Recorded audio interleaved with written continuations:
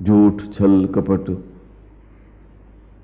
क्रोध, अहंकार, धोखा देने की प्रवृत्ति,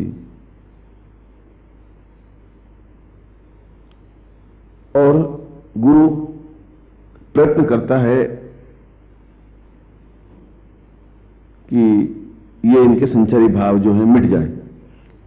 इसके लिए उनको कई तरीके से समझाता भी है, डांटता भी है, डबड़ता भी है, मगर जो मन पर नियंत्रण प्राप्त कर लेता है कि ठीक है, उन्होंने कहा मैं उसकी आज्ञा का पालन करूंगा, मगर मेरा कर्तव्य, मेरा धर्म क्या है यह मुझे करना है।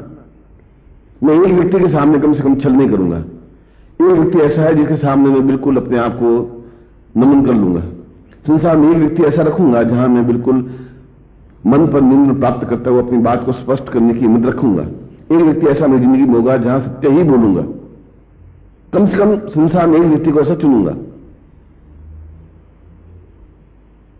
और यह 33 संचारी भावों की जगह एक जो संचारी भाव जब उसके मन में आ जाता है, वह एक संचारी भाव मन कहलाता है।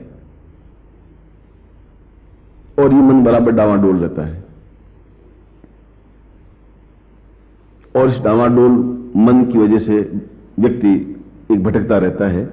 वह जिंदगी भर शिष्य रहता है या केवल श्रोता बनता है।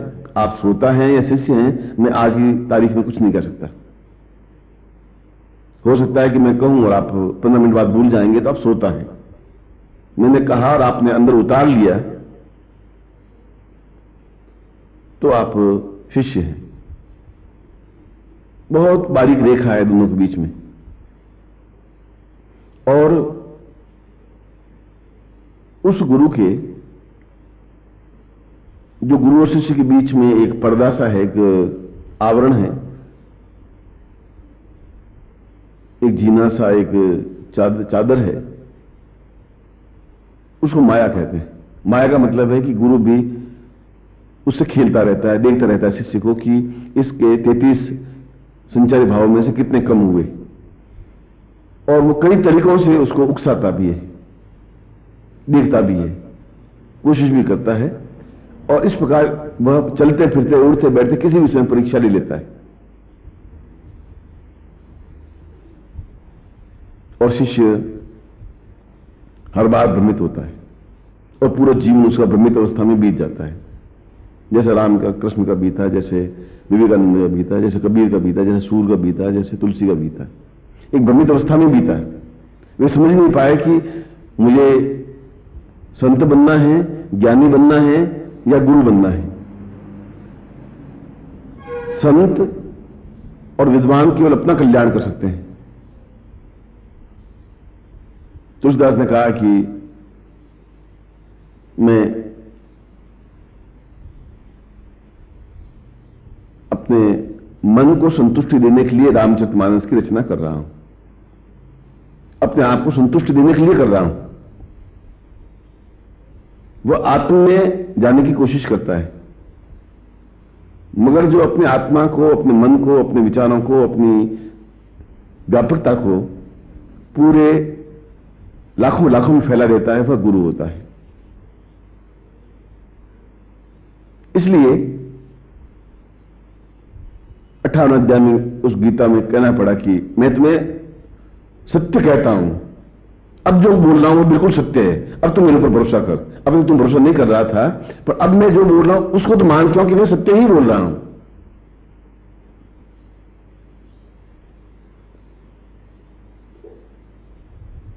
और आप लोग भी उस कसम में हैं, आप और हम दोनों। कई बार इसमें गुरु परास्त हो जाता है, कई बार शिष्य परास्त हो जाता है। गुरु भी हार जाता है इसमें, क्योंकि उसकी एक लिमिट वो क्रॉस नहीं कर पाता। वह गला पकड़ के उसको उन संचारी भावों को दूर नहीं कर सकता। वह तो अंदर परिवर्तन होने की क्रिया है। और मन का तात्पर्य है कि मैं न, जहां मेरा अहंकार है, मेरा शरीर, मेरा मन, मेरे प्राण, मेरा सर्वस्व, मेरा धन, मेरा यौवन, मेरा कार्य, यह है ही नहीं, मेरा तो है ही नहीं। जो मेरा नहीं है उसके प्रति मैं मोह कैसे रख सकता हूं?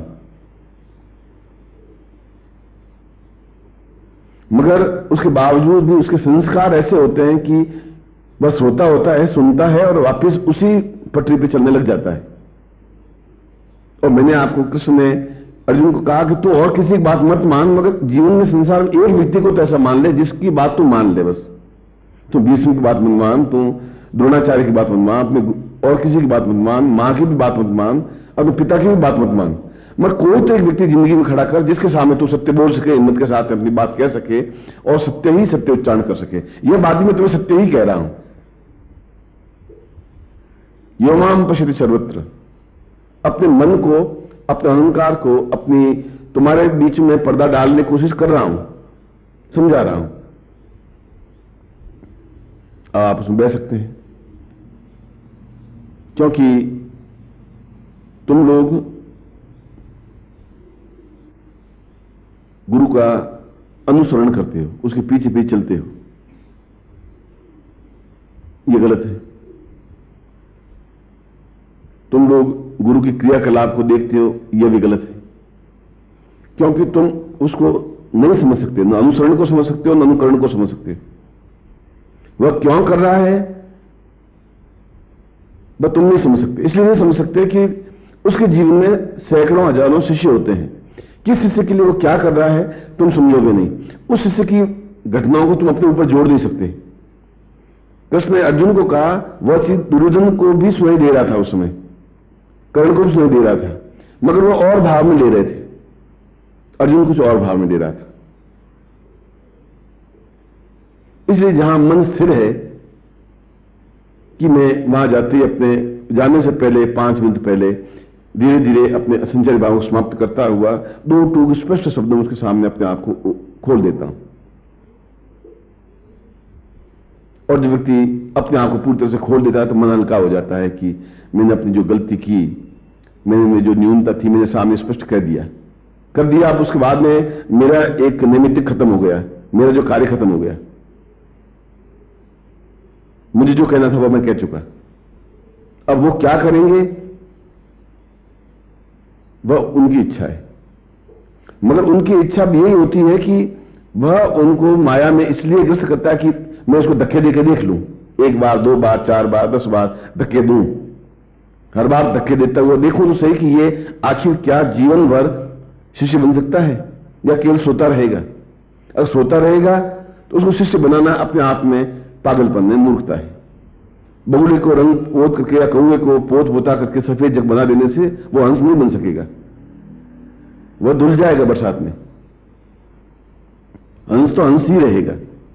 हां, उस हंस को मोती कैसे चुने यह सिखाया जा सकता है, उसको यह सिखाया जा सकता है कि आकाश में कैसे उड़ना चाहिए, या उसको यह सिखाया जा सकता है कि मांस में डुबकी कैसे लगानी चाहिए।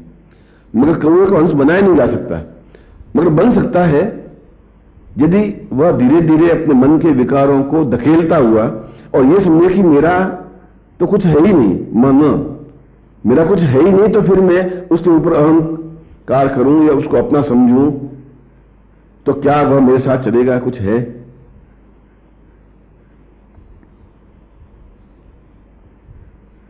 विवेकानंद को एक बार आने में देर हो गई रामकृष्ण पार्वती के आसपास।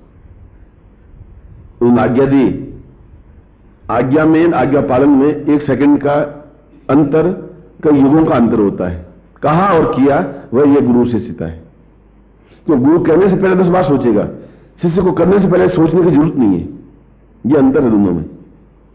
जब गुरु आज्ञा देगा तो 10 बार सोचे, क्या इसकी क्षमता है, क्या मैं इसको कहूं 40 किलो वजन उठा, क्या मैं इसको कहूं 24 घंटे तो जागता रहे, 2 महीने जागता रहे। तो गुरु 10 बार सोचेगा। इसलिए 10 बार सोचने के बाद 11वीं बार वो आज्ञा देगा, और शिष्य 1 सेकंड भी देर कर दी तो शिष्य नहीं रह पाएगा। और विवेकानंद ने आने में 5 मिनट लगा दिए। रामकृष्ण परमहंस ने कहा कि क्या बात है, काफी क्षण बीते, तुम विलंब से आए। विवेकानंद की मां आपके सामने आने के लिए तैयार हो रहा था, कपड़े बदल रहा था, लंगोट बदल रहा था, चोला पहन रहा था, खड़ाऊ पहन रहा था, थोड़ा अपने आप को ठीक संवार रहा था। उसने कहा कि जब तुम मृत्यु की ओर जाओगे, जब मौत के आगोश में जाओगे, तब भी तुम पूरी तरह से तैयारी करोगे, अपने आप को सजाओगे, खड़ाऊ पहनोगे, फिर उस समय फिर चोला ढंग से बदलोगे, फिर मुंह को वापस धोओगे, फिर केस को संवारोगे, तैयारी होने के बाद जाओगे। वह तो एक क्षण के लिए तुम एकदम से रवाना होना पड़ेगा तुम्हें। जब मृत्यु के पास जाने के लिए एक क्षण की भी विलंब नहीं कर सकोगे, तुम्हारे हाथ में नहीं रहेगा, तो उस आज्ञा का पालन में भी तुम्हारे 5 मिनट फिर कैसे लगे? ये मन की अवस्था होती है। और मन की अवस्था में फिर काम, क्रोध, लोभ, मोह, अहंकार, ये विकार होते हैं, ये दुष्प्रवृत्तियां होती हैं। और ये व्यक्ति शिष्य को गुरु में समर्पित होने देते ही नहीं।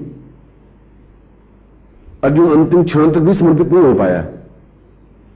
आज्ञा पालन तो किया, समर्पित नहीं हो पाया, पूर्णता प्राप्त नहीं कर पाया। और आखिर मृत्यु के बाद में न वो राज्य कर पाया ढंग से, और न ढंग से मृत्यु को प्राप्त कर पाया, और न सिद्धाश्रम में जा पाया। ये ऐसा क्यों हुआ? इसलिए कि वह पूर्ण रूप से समर्पित नहीं हो सका, पूर्ण रूप से अपने मन को उनके साथ जोड़ नहीं सका। और गुरु के साथ, गुरु बार बार आपको, गुरु है, उनकी ड्यूटी एक परीक्षा ले कि मैं परख लूं, थोड़ा टटोल करके देख लूं ये कौवा है या अंश बन गया है। तो उसको कई बार उसको फटकारेगा, डांटेगा, आदेश देगा, रात को 1 बजे जगह के भी कुछ काम सौंप देगा, गाय चराने के लिए भेज देगा, घास मंगवाने के लिए भेज देगा, कुछ ऐसा काम सौंप देगा, 2 ऐसा वैसा काम सौंप देगा। उसमें उसका कोई स्वार्थ नहीं है। आपको स्वार्थ लग रहा है क्योंकि आप अनुकरण कर रहे हैं कि गुरु क्या कर रहे हैं, और फिर आप अनुसरण करने लग जाते हैं कि अच्छा उन्होंने ऐसा किया तो मैं भी ऐसा करूं, वो मिठाई खा रहे हैं फिर मैं भी मिठाई खाऊं। ये अनुकरण और अनुसरण दोनों ही बीच में गैप पैदा करते रहते हैं। ये माया है कि माया के यही 2 भेद हैं। जहां अनुकरण अनुसरण करते हैं, हम किसी का अनुरूप बनने की कोशिश करते हैं, वहीं गड़बड़ हो जाती है। हम जब मन में स्थित हो जाते हैं और अपने आप में स्थित हो जाते हैं कि एक व्यक्ति को मुझे चुनना है, उस व्यक्ति के सामने मुझे 2 टूक स्पष्ट रूप से अपनी बात को कह देना है, और उनकी आज्ञा पालन ही मेरे जीवन का एक अभिन्न अंग है, उसमें फिर एक स्वभाव बन जाता है उसका, फिर उसको प्रयत्न नहीं करना पड़ता, वह ऑटोमेटिक हैबिट बन जाती है। यहां खुजली आती है तो मुझे कुछ सोचना नहीं पड़ता, तो मैं हाथ से खुजला लेता हूं। उसमें कुछ पलक झपकाने के लिए मुझे प्रयत्न नहीं करना पड़ रहा है। यह पलक झपकना अपने आप में ऑटोमेटिक क्रिया बन जाती है। जहां मन को, मैं को विसर्जन करने की क्रिया होती है, वहां शिष्य बनने की प्रारंभ स्थिति बनती है। जहां शिष्य बनने की क्रिया प्रारंभ होती है, तब उसके लिए बाकी सब कुछ गौण हो जाता है, आज्ञा पालन रह जाता है। मगर फिर वापस उसी जगह कि मेरा तो कुछ है ही नहीं, आज्ञा पालन किया, आज्ञा दी, मैंने पालन कर लिया, क्यों? पालन करना मेरा फर्ज था, धर्म था, मगर ये मेरा कुछ है नहीं। और ऐसा करने पर एक मन में छल और झूठ और कपट और असत्य और व्यभिचार और नीचता और न्यूनता दूर हट जाती है, और दूर हट के एक पूर्ण वातावरण जो होता है वो प्रेम का वातावरण बन जाता है। अंदर से जो भी निकलेगा वो सुगंधमय निकलेगा, एक ऐसा निकलेगा कि दूसरों को प्रेरणा देगा, दूसरों को उत्साहित करेगा, दूसरों को ऊंचा उठाने की क्रिया होगी।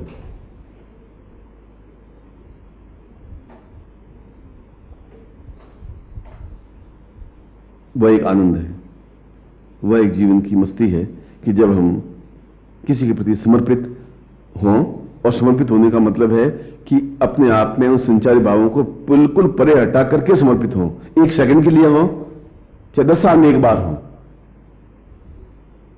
मगर धीरे धीरे जब वो एक स्वभाव में फॉर्मेशन हो जाएगी, तब वो बिल्कुल शांत निर्विकार भाव से अपनी बात को स्पष्ट रूप से कह सकेगा। मेरी ड्यूटी मैं कहूं, वो उन्होंने पूछा या नहीं पूछा, जो मैंने देखा है, जो मैंने परखा है, जो मुझे आज्ञा दी है, जो मुझे कार्य सौंपा है, क्यों सौंपा है मुझे, यह मेरे सोचने की बात नहीं है, क्योंकि मेरा कुछ है नहीं, ये शरीर मेरा है नहीं, ये जीवन भी मेरा नहीं है, ये धन, यश, मान, पद, प्रतिष्ठा मेरी कुछ है नहीं। ये तो अपने आप आएंगी और चली जाएंगी। सैकड़ों लोगों को यश मिला, सैकड़ों लोगों को वापस बदनामी मिली, सैकड़ों लोगों को पद मिला, सैकड़ों लोग पद से नीचे उतरे, सैकड़ों लोग वीर कहलाए, सैकड़ों लोग मरे। तो ये स्थायी है ही नहीं। और जब शिष्य ऐसा नहीं कर पाता तो एक गुरु के मन में व्यथा पैदा होती है, और वह गैप बना रहता है, एक डिफरेंस बना रहता है, एक संदेह बना रहता है, एक भ्रम बना रहता है। और भ्रम बना रहता है, वह फिर गुरु अपने मन में स्थित हो जाता है कि अब इनके कर्म ही ऐसे हैं, इनको करने दीजिए। मैंने अपने से प्रयत्न किया, दूसरे अध्याय से प्रयत्न करते 18 अध्याय तक ले आया कृष्ण, पूरा इतना अंतराल बिताया और यहां तो भी कहा कि मैं कह रहा हूं ये सत्य है, अब मान जाता हूं, मैं सौगंध खा के कहता हूं ये सत्य है।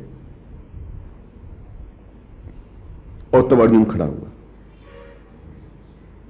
और मैं भी आज उमाष्टमी के अवसर पर आपको ये पूर्ण सत्यता के साथ कह रहा हूं कि गुरु माया का आवरण आप पर डालेंगे, डालते हैं, डालते जाएंगे, और आपके ये सारे 32 जो संचारी भाव हैं वे आज उमाष्टमी के दिन समर्पित हो जाने चाहिए, समाप्त हो जाने चाहिए, अग्नि में एक आहुति दे देनी चाहिए। और जो एक भाव रहे उस भाव को छल छद्म द्वेष झूठ कपट रहित जो अपना आत्मा है वह विसर्जित कर देना चाहिए गुरु के चरणों में, गुरु के प्रति। कोई पत्नी के प्रति समर्पित कर देता है, कोई धन के प्रति कर लेता है, मगर जीवन का आनंद प्राप्त नहीं कर पाते हो। इसलिए यह पर्व, आज का दिन एक चिंतन का है, एक विचार का है, एक एहसास करने का है कि क्या मैं पूरी निष्ठा के साथ सेवा कर रहा हूं या सेवा का ढोंग कर रहा हूं, क्या पूरी निष्ठा के साथ आज्ञा पालन कर रहा हूं या आज्ञा पालन का ढोंग कर रहा हूं, क्या पूरी क्षमता के साथ गुरु के सामने सत्य बोल रहा हूं या सत्यवादी बनने का ढोंग कर रहा हूं। ये खुद ही विचार करें। और कभी कभी इस विचार में एक जीवन के 1000 जीवन बीत जाते हैं, तो कभी कुछ समय में ही वो अपने आप में पूर्ण रूप से सिद्ध प्रज्ञ हो जाता है, पूर्णता प्राप्त कर लेता है, अपने आप में लीन हो जाता है, अपने आप को विसर्जित कर लेता है। और अर्जुन विसर्जित हुआ, खड़ा हुआ, गांडीव लिया और अपने गुरु के ऊपर तीर चलाया, अपने दादा पर तीर चलाया, अपने पिता पर तीर चलाया, अपने परिवार पर तीर चलाए, क्योंकि उसको यह ज्ञान हो गया कि अब ये सत्य बोल रहे हैं, अब इसके बाद में तो कुछ भ्रम संदेह की बात ही नहीं है। अब मैं अगर युद्ध नहीं करूंगा तो फिर विजय प्राप्त नहीं कर पाऊंगा, क्योंकि ये मेरे है ही नहीं, ये मेरे साथ चल नहीं सकते। जो मेरे नहीं है उनके प्रति मोह होना भी नहीं चाहिए।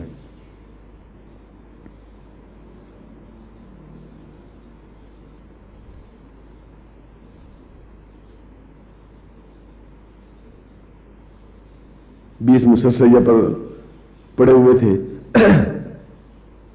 और मन में चिंतन था कि कृष्ण आए और एक क्षण के लिए मुझे मिले,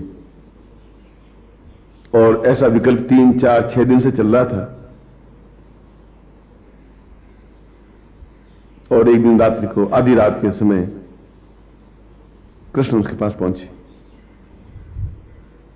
विष्णु ने कहा कि आधी रात के अवसर पर आप, उसने कहा कि तुम 6 दिन से मुझे याद कर रहे हो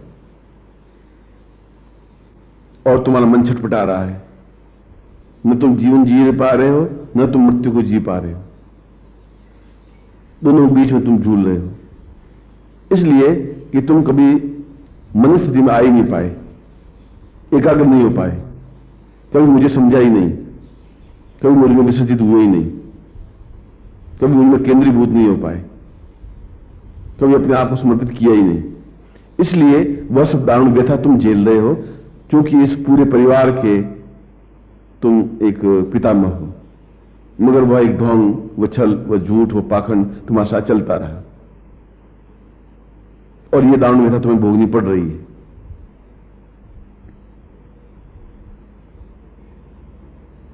भीष्म की आंखों में आंसू आ गए कि वास्तव में ही मैं धर्म की आड़ लेता हुआ झूठ बोलता रहा, द्रौपदी का चीरहरण होता रहा और मैं आंखें नीचे झुकाए बैठा रहा, दुर्योधन कुटिल नीति अपनाता रहा और मैं चुपचाप सुनता रहा, और मैं आवरण सत्य का लेता रहा कि मैं सत्य बोल रहा हूं या मैं पांडवों की ओर हूं या पांडवों का नमक खाया है, मगर कभी आपके प्रति पूर्ण रूप से समर्पित नहीं हो पाया। मगर अब क्रिया क्या है, अब क्या करूं? क्या मैं इस प्रकार से दारुण व्यथा झेलता रहूं? और उसी समय 1 सेकंड में कृष्ण ने अपने पैर का अंगूठा उनके ललाट पे लगाया और आधे सेकंड के बाद वापस मुड़ के रवाना हो गए। उसने कहा भीष्म, मुझे वापस कल की तैयारी करनी है, पांडवों की व्यूह रचना करनी है, क्योंकि मुझे युद्ध में विजय उनको दिलाना है। तो जब तक वह दीक्षा नहीं हुई तब तक वो मन को एक नियंत्रित नहीं कर पाया। बट जब देखा कि अब इनका अहंकार विगलित हो गया है, तब कृष्ण पहुंचे। अब ये पश्चाताप कर रहा है, अब 6 दिन से इनकी आंख में आंसू बह रहा है। अब ये हर बार ये क्षण सोच रहा है कि मैं गलती कर रहा हूं, गलती की है। हर बार ये सोच रहा है कि मुझे कृष्ण में समर्पित होना चाहिए था, मैं नहीं हो पाया। हर बार अब ये सोच रहा है कि मैं कृष्ण को पहचानना चाहिए था, मैं नहीं पहचान पाया। अब इसका मन धुल रहा है, और अब धुल गया है, अब मुझे इसको दीक्षा दे देनी चाहिए, अब इसको शिष्य बना देना चाहिए। अब इसका आत्म में केंद्रित हो जाने की क्रिया आ गई है।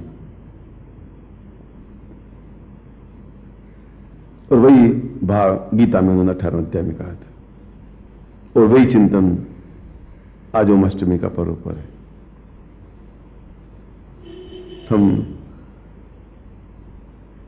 क्या थे, क्या हैं और क्या बनेंगे, ये चिंतन का अवसर है। क्या है, ये आपकी भावना इच्छा है। क्या बनना चाहते हैं, ये भी आपकी भावना इच्छा है। मगर यदि मेरी आंखों के सामने ही आप, जो अत्यंत कठिन है, मन पर नियंत्रण प्राप्त करके ये सोच लें कि बाकी सब कुछ व्यर्थ है, वो नहीं होगा तभी चलेगा। पद है और नहीं है तभी चलेगा, पद था तभी चलेगा, पद नहीं होगा तब भी चलेगा। धन था तभी चलेगा, तो धन नहीं था तब भी चलेगा। चलेगा तो सही, मैं आनंद की अनुभूतियां नहीं हो पाएंगी, उस आनंद का आस्वादन नहीं कर पाएंगे। ऐसा आनंद का आप आस्वादन करें, और मां जगदंबा आप में एक मातृवत स्नेह देती हुई आपके इन विकारों को दूर करें, और आप पूर्ण रूप से लीन होते हुए आपकी जबान से केवल एक व्यक्ति के प्रति और उनके सामने सत्य शब्द ही निकले, चाहे कितने कटु हो, चाहे उनके प्रति द्वेष की प्रवृत्ति भी हो, कि मेरे आपके प्रति ऐसी प्रवृत्ति रही है, मगर अगर मैं विगलित हो रहा हूं, अब मैं अपने आप में बहुत पश्चाताप कर रहा हूं। जिस क्षण ऐसा शुरू हो जाता है, और जब आंसुओं के द्वारा ये सब संचार भाव ढुलने लग जाते हैं, तब कृष्ण अपने पैर के अंगूठे से उसको स्पर्श कर पाते हैं। तब वह अपने आप में पूर्णता प्राप्त कर पाता है, तब वह अपने आप में सीधा समझा पाता है, तब वह जीवन का आनंद ले पाता है। और यह संदेश ओमाष्टमी का है, और अपने आप के सारे अहंकार, झूठ, छल, कपट को समर्पित करते हुए, वो में जलाते हुए अपने स्थितप्रज्ञ हों, और पूर्ण क्षमता के साथ कार्य करते हुए जीव, और पूर्ण क्षमता के साथ कार्य करते हुए आने वाली पीढ़ियां एहसास कर सके कि किसी व्यक्ति के संपर्क में यह व्यक्तित्व था। मैं आपको ऐसे आशीर्वाद देता हूं। इस प्रभात में आपको ऐसी कामना करता हूं कि जीवन आपका नहीं है, मेरे पास गिरवी रखा हुआ है।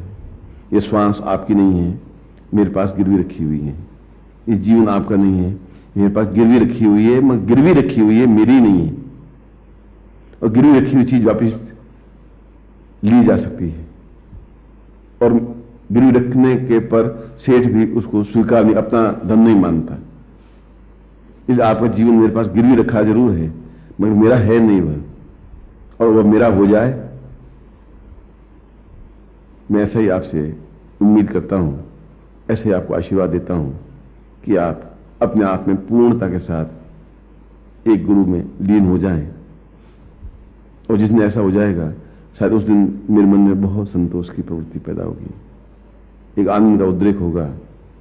और जब नीचे पूरे परिसर में तुम्हारे चेहरे से, भावनाओं से, विचारों से, शब्दों से, जबान से एक प्रेम में वातावरण बन सकेगा, शायद उस दिन मुझे सबसे ज्यादा एक आनंद और श्रेष्ठता मिल पाएगी। मैं आपको फिर एक बार इस शुभ अवसर पर आशीर्वाद देता हूं, कल्याण कामना करता हूं।